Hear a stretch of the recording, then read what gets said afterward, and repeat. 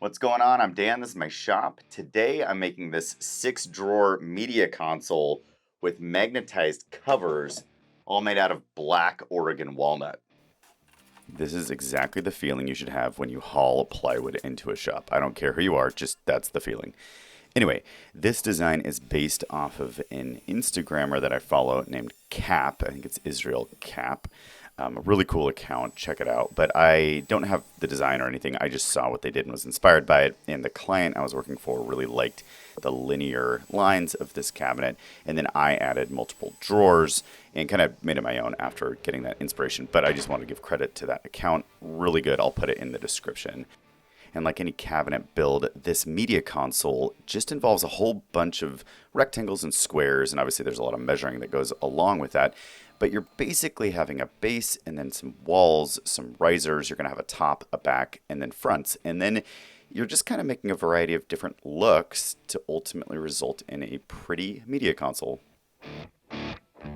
So once most of the rough cutting's done, one of the key things is to make sure you lay it out with just a dry fitting, because you start to see if any issues are going to arise with your plan and how it actually works out and all that kind of stuff. One of the things that I realized is when you measure your spacing here, make sure you measure from the inside of the opening rather than the outside, so you don't kind of mess up those different measurements, because obviously it's going to be a lot easier if each of these openings is the exact same for when I build the drawers and all that kind of stuff. So right now each one is at 17 and 9/16 inch openings, and that should be enough to hold any kind of stereo equipment, cable box. Okay, it's hi-fi stereo equipment at discount prices. Stuff that's going to go in these openings, as well as make for some decent drawers when you pull those out. And I always recommend marking your project. With cabinets, of course, you have fronts and backs and tops and bottoms like we've talked about.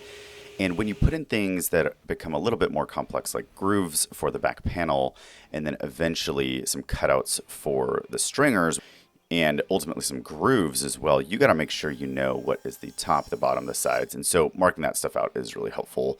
Also helpful is just checking that your dado stack is really fitting the width of your plywood so that it's going to fit really nicely. What I don't recommend is kind of knocking over your project and making a big mess out of it.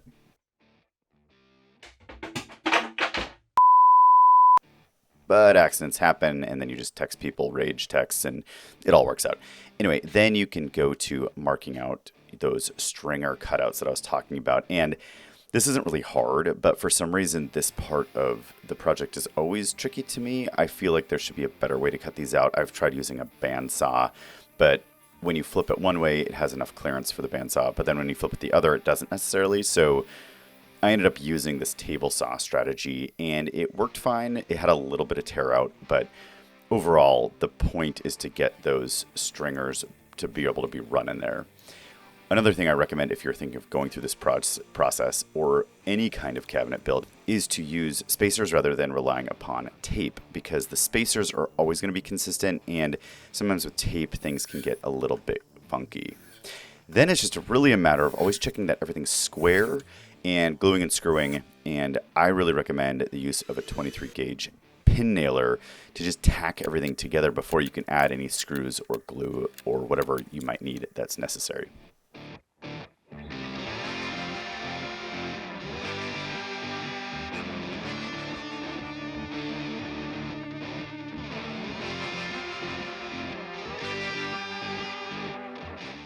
Carcass is done. I like how it's turning out. I'm going to add a piece of veneer to the front here, and obviously to this piece that's showing as well. The next phase is going to be the more challenging phase, which will be adding the actual elements on the side, which is all out of hardwood. So that will be a bigger part of this build, but I'm happy with where this carcass is, and I'm going to leave it for now. And to make this walnut dream just a little bit prettier, I use a veneer along the fronts. That takes a little bit of time. I have other videos where I talk specifically about putting on veneer, so you can check those out if you want to and learn all about my veneer strategies. But I'm going to skip that for now and talk about the drawer slides, which I just use a little spacer underneath that keeps it level as relative to the bottom of the overall cabinet. And then you just screw them in, and I had 6 openings, and therefore I needed a whole bunch of drawers, 6 drawers, and 12 slides. So here is one of those things that you just can't underestimate how helpful it is to have even drawer openings so that your drawers fit perfectly well. And with those slides and with everything else, if you don't make sure that this part of the process works, you can end up really frustrated because you have to make each drawer uniquely, and it's just way better if you batch it out with consistency there. Once all the drawers are put into place, I have to figure out what the front will look like, and I like to use just one big chunky piece of walnut. This is great. It's from Gobi Walnut, which is in Portland, not sponsored at all. But I just mark it with a piece of chalk and then cut it with jigsaw so that it can get through any kind of interesting grain that might be more challenging if you're trying to crust cut that with something else. And I also just don't totally love my miter saw, which I'm hoping to upgrade eventually. From there, it's just your typical milling process where I joint one edge and then bring it to the planer and then eventually rip that down on the table saw just to make sure everything is perfect and parallel and square, and it will work really well for those drawer fronts.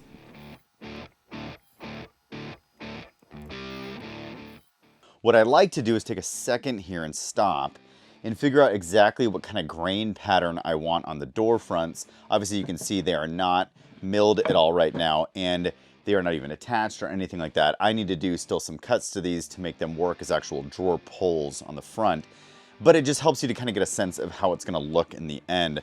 Next step is ripping in the cutouts for all of these and making sure it's dialed in exactly how I want it to be. After also matching the top drawer fronts, I can then go on to label all of them. And again, like labeling all of your parts of the carcass, this is really important. So I just mark which side is up, which side is the front, and then the drawer that aligns with the front. So I do A, B, C, D, etc. And then I used a dado stack to rip down all of the grooves that go along the top detail, and then also the finger pull for the bottom. And here I just used a dado stack and solely raised it so that it got to the right depth, which is about 1.5 inches. And then I just used a simple table saw blade and ripped off the front of it so that you actually have that drawer pull. In doing so, I also needed to add pieces to the top of the top drawers so that you had a pulling kind of area, a pulling device, a pull. Yeah, let's just call it a pull. Anyway, so once you have that on there, you'll have the look that I want where you can actually pull out the drawer or remove the fronts. Really satisfying thing to do in this whole process is to actually route out the grooves from the sides to the fronts. Otherwise, you're going to have this kind of like blockage of your pattern from the front to the side. So I wanted to make sure to use that. And to do so, I used a flush trim bit.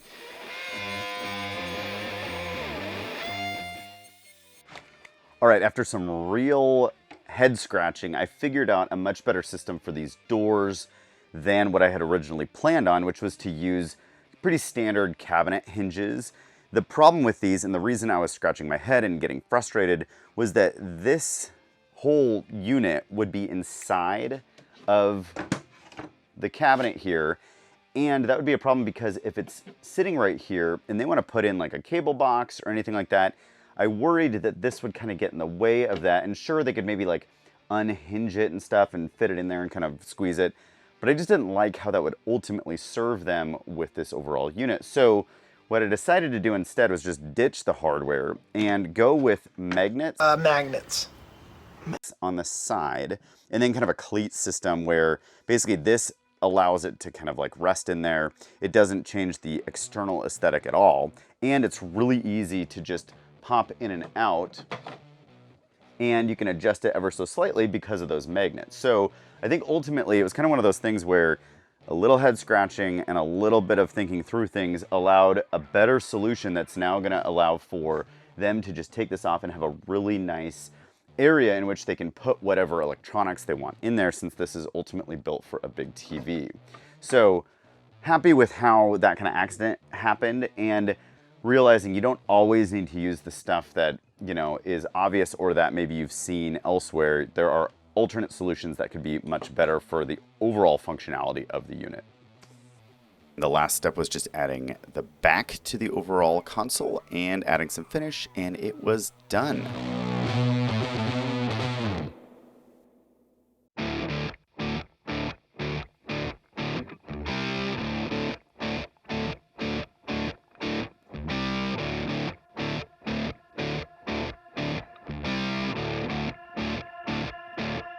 there you have it. The media console is complete.